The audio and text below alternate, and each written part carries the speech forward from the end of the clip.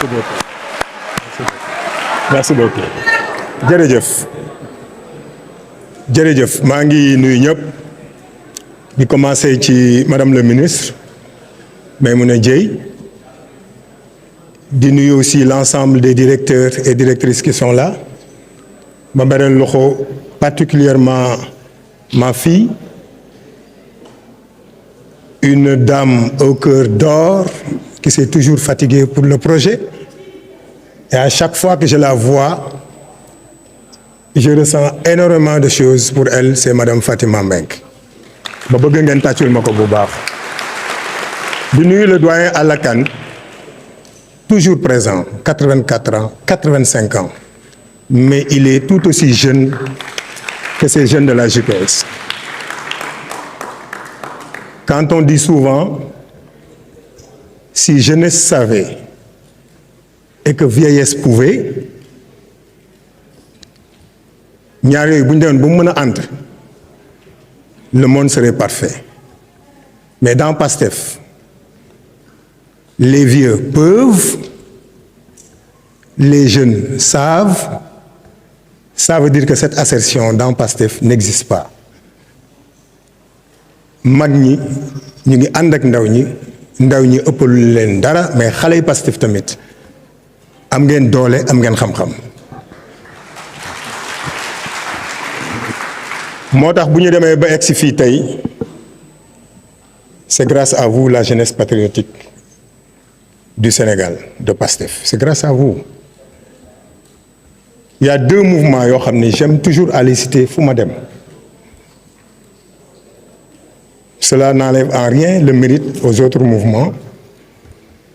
C'est le mouvement des jeunes et le mouvement des femmes.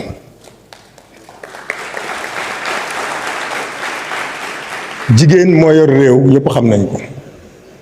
Jigéen bu baaxee njaboot baax bu bonee njaboot bon. te jigéenu Pastef ay femmes yu valeureuses lañu. bokk nañ ci ñi tax projet bi tàmbali parce que projet bi eggagul de c'est pas parce que nous avons pris le pouvoir que le projet a réussi non au contraire on n'a même pas encore commencé donc ñoom liñ ci def ba ñuy egsi fii gàcce ngaalaama madame la présidente yóbbul ñu jaajëfal ñu toutes les femmes du Sénégal et principalement les femmes de Pastef. J'en viens à cette jeunesse que je fréquente depuis 25 ans. J'ai tout dévoué à la jeunesse parce que je suis un acteur de la formation professionnelle. Depuis 25 ans, je n'évolue qu'avec ces jeunes. Je ne connais que la jeunesse. Parce que xam naa lan mooy jeunesse, xam naa lan moo nekk ci ñoom, xam naa ne ñi buñ leen tàggatee ëllëg ñoo yor réew. Je dis souvent mon engagement politique principalement li tax ma dugg ci politique jeunesse bi moo tax parce que dama yor école di jàngale. su ma toogee 3 ans 4 ans formé dajeek xale yi lu ngeen di def ñu ne ba léegi amaguñu liggéey man il y a quelque chose qui se passe dans ce pays on ne doit pas laisser ces jeunes-là dans le désarroi. J'ai dit je vais essayer de faire partie de ces gens-là qui vont tout faire pour que cette jeunesse-là qui est une jeunesse de valeur puisse se retrouver et soit au cœur du développement. loolu bokk na ci li tax ma dugg ci politique. Maïté wax na ko léegi. Je ne suis pas souvent d'accord avec eux, mais c'est tout à fait normal, parce que c'est une forme de dialectique entre deux générations d'âge, des jeunes et des gens relativement âgés, donc contradiction boobu day am, et c'est excellent. su ma d'accordul ak ñoom dama naan non d'accorduma ak yéen parce que ay xale booy ànd ak ñoom aussi du dëgg yenn saa yi nga xaw leen wax dëgg. Je sais que j'ai été beaucoup plus terrible que vous man loolu xam naa ko parce que xam naa li ma def sax du ngeen ko def. Mais quand même dañ naan xale aussi puso xaw ma dëgg puso la xaw ma xale mën na ko for mag mën na ko téye xale yu Pastef aussi xale yu neex a àndal lañu. moo tax ma leen di encourager ci li ngeen nekkoon bu leen ko bàyyi et principalement Pastef Dakar cette jeunesse que j'ai vu naître.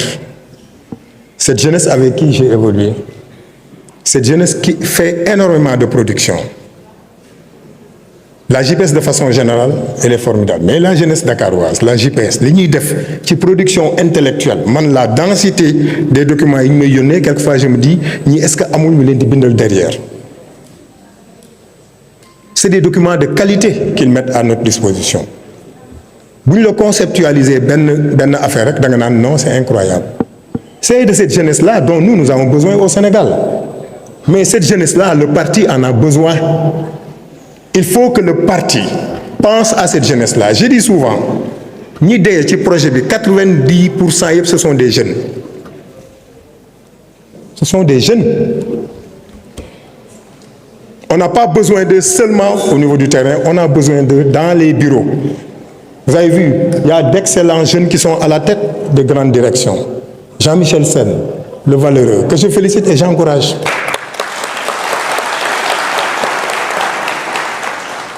Il a 29 ans, ce pauvre, 29 ans la am. Mais il est d'une densité scientifique extraordinaire. Gis ngeen fan yi lu ne ñu ngi koy teg ci kawam parce que c'est tout à fait normal. C'est un système qui était là, qui jouissait de l'État, qui falsifiait, qui faisait du faux, qui fait de la surfacturation. Ce jeune est venu, il a dit j'arrête ça. Moo tax ngeen comprendre la moo tax derrière et vous devez faire un bouclier autour de lui. Bassirou Kébé, très jeune.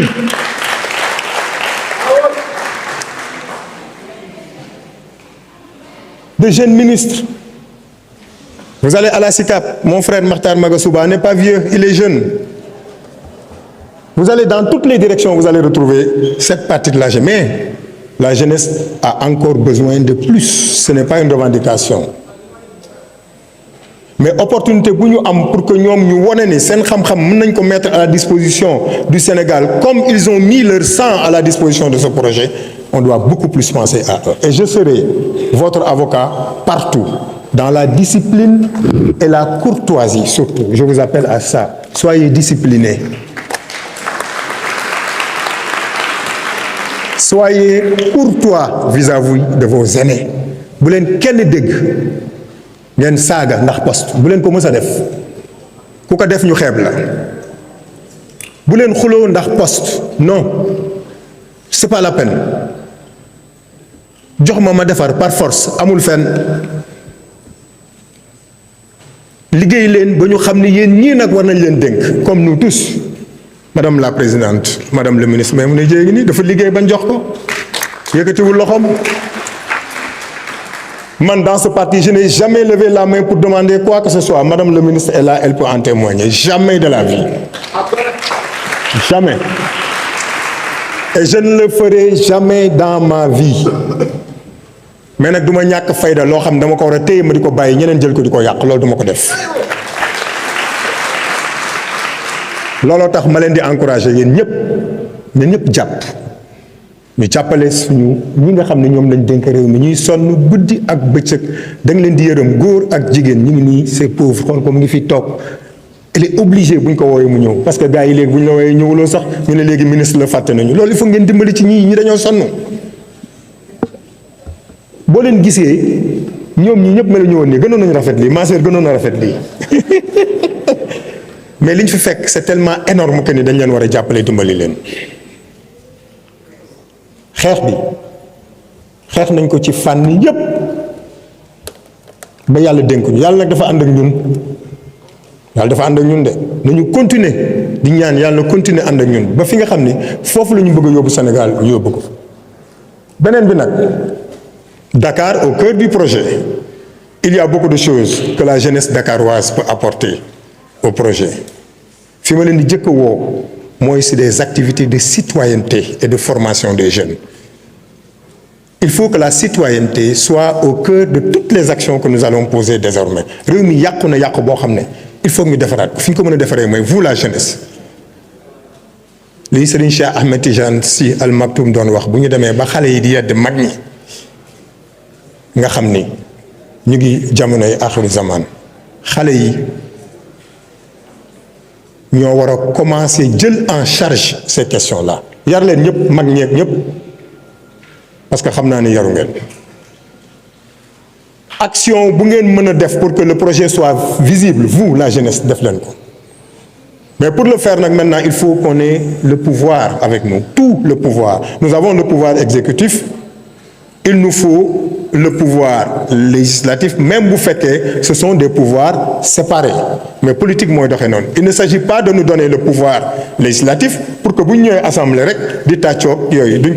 tout le monde sait que les députés de PASTEF ne peuvent pas être comme les députés que nous avons eu à connaître dans le passé. Il nous faut nous battre donc pour récupérer le pouvoir législatif. Ndakaaru moom mokk na ba pare.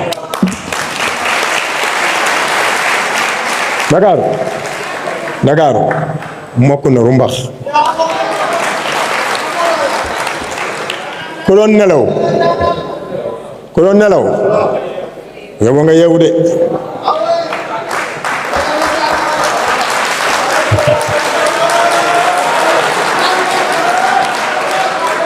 budul loolu le réveil sera très brutal. Nañu muñ nag, nañu muñ. C'est pas les marabouts, c'est Dieu.